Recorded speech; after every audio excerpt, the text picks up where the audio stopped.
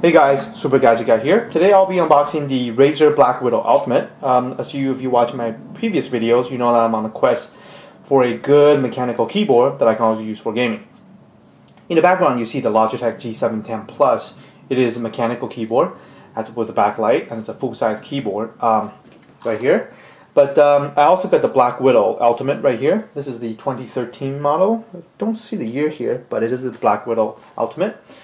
I have some issues with the Logitech, that's why I want to get this. I hope this keyboard is flat, unlike the Razer BlackWidow Tournament Edition. But let's get to unboxing of this. I will cover the issue I have with the Logitech in the separate Logitech review video. So here we go. It is in a very nice Razer packaging. I like their general, design and logo and stuff. Let's get the tape cut. Go. Then as you open it, you see that the inside box actually have a tab. Let me show you guys that you can just pull out the inside box with.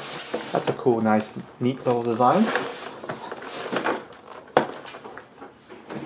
So the Razer packaging has actually exposed the arrow key, the direction arrow key, so you can get the feel of what's to be expected to have a mechanical keyboard.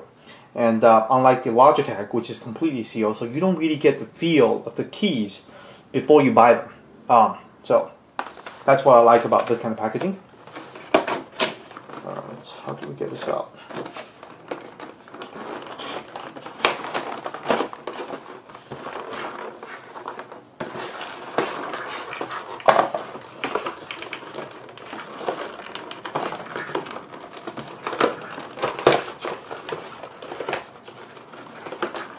Okay.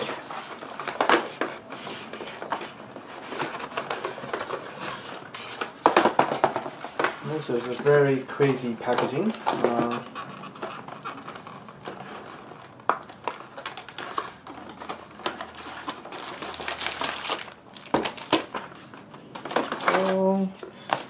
Paper package.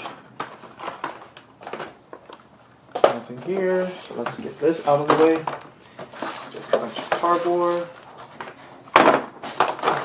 Up.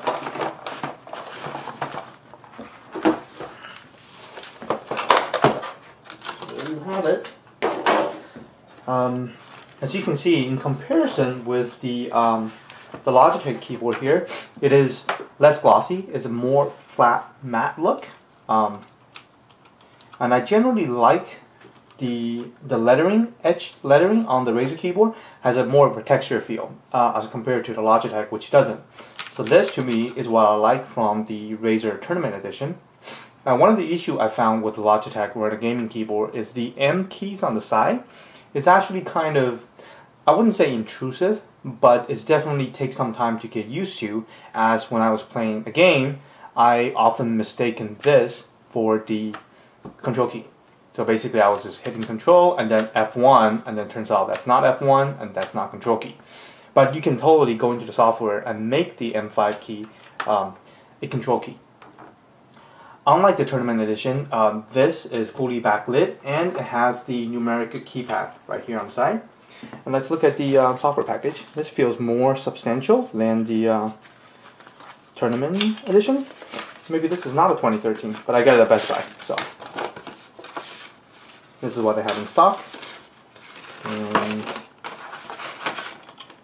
sticker, cool. Same software package, I guess. Okay, let's look at all the ports around. First of all, it is flat, so that is a plus compared to the Tournament Edition I got, which is not flat, it wobbles. This does not wobble, which is awesome, fantastic. And it's a braided keyboard. The cable is not detachable. And it has a USB and audio port on the right side of the keyboard. And looking at this cable, the reason it's not detachable, let's look at the cable.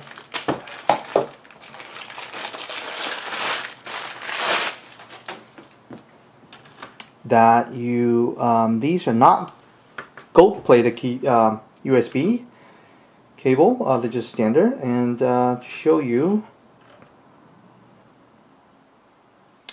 and you cannot tell which is the keyboard and which is the, well, maybe that's how, I don't know, you can see it. It does have writings on it. So one says Razer, one says port. So I would assume the Razer one is the keyboard and the port one is the USB pass-through. And also you have the audio and microphone pass-through. As you can see, with 4 cables and they braided together. I like the braided cables, that's a plus. So in that front, the Logitech has a very inconsistent cabling, right? So this is the Logitech G5 mouse. It has a braided cable, but the G710 keyboard does not. You just use standard rubberized cable. It is very thick, but it's not braided. But this one clearly is. I like the Razer's attention to detail to offer quality cable like this. Well, the apparent quality of the cable like this is all braided instead of individual, and it's very thick. So make sure if you do any kind of cable routing, it is will be able to fit through, especially with this bulky little Razer branded. I don't know, like a junction box. This is pretty big, easily an inch in diameter, so you'll be able to fit that through. And of course, as a gaming keyboard, you have the option of enable gaming mode, the function gaming mode, like the tournament edition. So this way will disable the Windows key, so you don't get out the game by accident. And this is backlit, which is what I want, and it's flat. So I think this might be my the one to keep. I mean, I tried. This is the 3rd keyboard I tried, and I'll do a separate review on the Logitech G710 and tell you some of the issues I have with it. But if everything else worked with this, this might be the one to go. And in order to use all the gaming features, you have to download and install the Razer Synapses 2.0 software, which require registration and internet connection to connect to the Razer server and so forth. It's a little bit inconvenient, but hey, you know, that's what you have to do. And so far, this is, yeah, this is the stuff. This is nice mechanical key, 50-gram actuation. Everything else is the same as the tournament edition, but this is what I was looking for. It does not have a wrist pad, but it has a thick resting part. Pretty comfortable. So to put that into perspective, let me show you my old keyboard.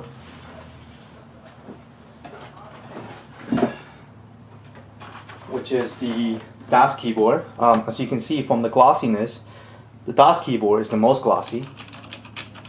Then comes the Logitech. Then comes the Razer. So there you have it. DOS keyboard is a very solid keyboard. Still works after about, what, 4 years now? Still works great. It has a USB hub, which is not a pass-through, so there's only one cable going inside your computer, which was nice about it. But with the other two, you need the USB pass-through. So if you want to use the USB port, the single USB port on your keyboard, you need to plug in the other USB cable to the back of your computer. So there you have it. I will still probably start switching to this one, and then at the same time, you know, I'll still using the Logitech, and I will do a separate review video on the Logitech G710 Plus. And if you have any questions, please post in the comment section. I will do my best to answer them. And please like this video and subscribe to my channel. Thank you for watching.